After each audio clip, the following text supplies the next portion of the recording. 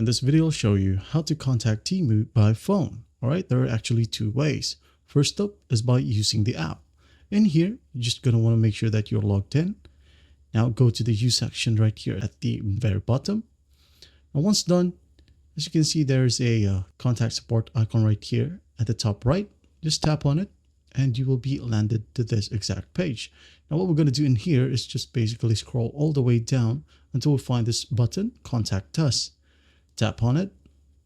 All right, as you can see here, I have queries right here before. Now to chat with the customer support, just type in your query right here and wait for its reply.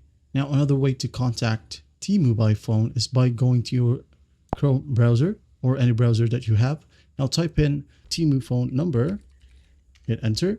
As you can see here, you can call us at +1 8888 480 8368. Again, +1 888 480 8368.